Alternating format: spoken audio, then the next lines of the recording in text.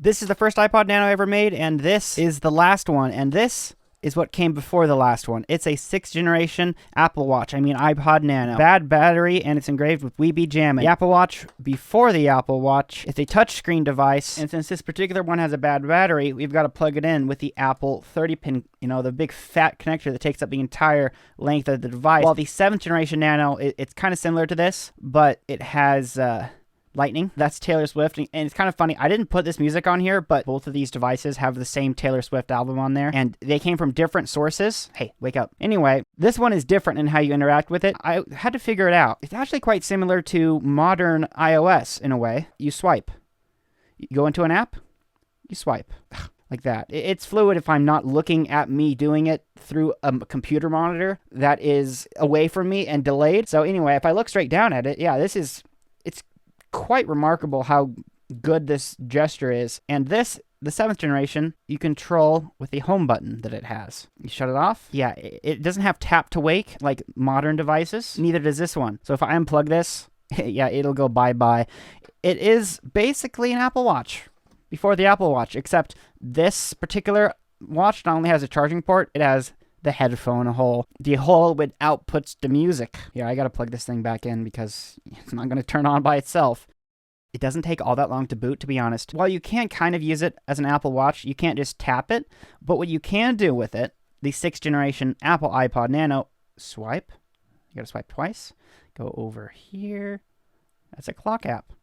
And it's a clock. And what you can do, kind of can wear it like an Apple Watch. Since all a watch needs to do is tell the time, I guess it can be just like the brand new Apple Vision Pro, in that if you want to make it have more battery capacity, you get out your external battery, and then you expand the capacity. I'm going to regret this by the time I'm done filming, because this tape has super strong adhesive.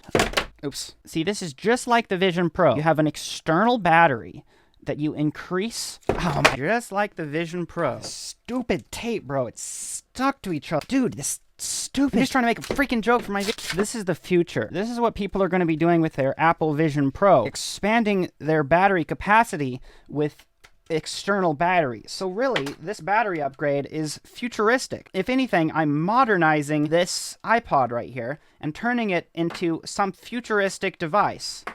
It has a clip on it. So modernizing it. There we go. Installed. Now, we got to cable manage this. We wouldn't want it to get too out of hand. There's one word to describe this setup. Courage. That's the reason Apple gave for removing the headphone jack. That's actually what they said. That's not just a joke. And this is cool. Courage. Let's actually take a look at this thing because it's quite... Courage. So this device was released in 2010 and discontinued in 2012. And let's see what the capacity is on here. 7.3 gigs. So it's an 8 gig model. This came in a 16 gig model and an 8 gig model. So this is the lowest end. A nice color of blue, if you can see past my battery upgrade. So it has a similar aesthetic to iOS. It has the time right there, the battery life right there. And these are the apps. Just 8 apps. Even with the battery upgrade, and obviously I removed the battery upgrade, this thing isn't getting charged. The battery itself is completely gone, and it's not even being charged at all. And no matter how long you have this thing plugged in for, it's been plugged in for about a week at this point. I just looked, and it'll die. Wait, okay, so I lied. It gets about 2 seconds of battery life after a week of being plugged in. An Apple logo showed up briefly. So yeah, a week of this device being plugged in, the battery shows an Apple logo for a few frames. And this is just such a simple device. There's no app stored, there's no scrolling Twitter, X, and looking at memes, or getting the news, or watching YouTube. And in a way, in the modern age, that's a nice thing to not have the distraction. When you go on this device and you want to listen to music, you only have the choice of listening to music. I guess you could also listen to the radio if you wanted to. You have to plug in headphones for a radio reception. This isn't headphones, it's just an aux cable, but this will surely do. I think it just uses it as an antenna. Hey, what's the big deal? Oh, there it goes. Yeah, there's your radio app. And then you tune it like that. That's pretty cool, honestly. You've got to make sure it's actually outputting. So you tap it, and then you change your station. Oh no, that's fully playing music. So these devices are so similar, yet not. This one has Bluetooth, and of course it has the same gestures. And this one doesn't have Bluetooth, and of course the screen is much smaller. So they're pretty much the same device, apart from the form factor and a few minor details. This device, again, is so simple. And do you like the small icon view better or the big icon view, by the way? And if you zoom in, you can count the pixels, especially on the text. But this screen is good enough, really. It's not bad looking. It's not good looking, but it's not bad either. But now, a quick comparison that I was not able to do in the video that I made about this device, because at the time, I didn't have one of these 6th generation Nanos. I did make a whole video about this fake iPod Nano, and I'll link it below if you're interested. Man, it's packed tight. You'd think no one ever opened this box before. Oh yeah, I forgot. This confused me in the first video, and I put it back to how it was. This thing needs to slide through, and then you pull it out. That pull out. There's our device. I mean, again, it's not that bad, but the clip quality on the real one is so much better. This thing could be a lot worse. Screen protector. I always wonder when power banks will die. I probably had this one 10 years and it's still fine. The first power bank I ever got in my life, and it still works. Powering up our fake one. And originally in the video I made about this, I didn't think it was quite a bootleg until I saw that. Weirdly, this has nothing to do with the UI of this. It doesn't have that bar. That's what other iPods have. That bar, the battery icon. And obviously that's an Apple 30-pin connector. And so it has some knockoff attributes. It's also pretty bad. The touchscreen, you have to press really hard. People were criticizing me. Yes, it's a specific type of touchscreen. This particular type of touchscreen is really bad. You pretty much need to use the buttons to control it. And if you need to use the buttons to control a touchscreen device, then it isn't a touchscreen device. It's got that terrible animation. Oh, goodness, terrible. Let's go back to small icon view. In the time it takes the animation to play out, I can delay doing it on the real one and then perform the action, and it's still doing the animation on this one. So one feature that this thing has that this one doesn't is video. You can't play videos on this one, really. There's no video app. On this one, the Nano 7th generation, hey, turn on, bud.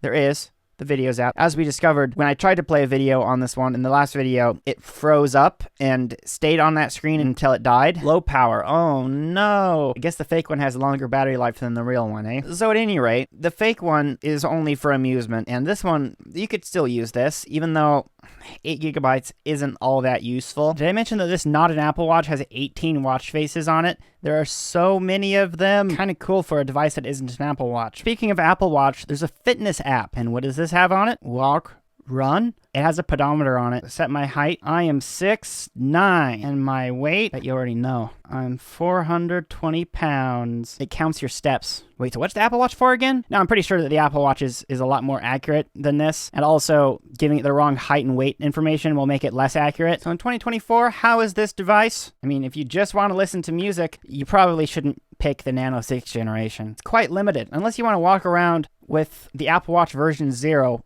Oops. What if you could go without a watch band? This is a great idea for Apple, you know, because how Apple's always going so minimalist. I'm such a minimalist that I don't even need a watch band for my watch. Dang, man. That is clean right there. So it's fun to take a look back at this Apple iPod Nano 6th generation from the year 2010. What do you think of this device? Would you use it in 2024, or did you use it in the past when it was less old than it is now? 14 years old this thing is. As always, thank you guys so much for watching. Subscribe or you're bad. Upload every single Saturday at 8 in the morning, and the members every single week get an extra video. The member perks are right here, and the extra video this week is going to be about this camera that I bought on eBay that actually turned out not to work and I got refunded, and also some other devices that I've bought and had to get a refund for since, well, they were faulty. Thank you guys so much for supporting me, and I'll see you in the next video.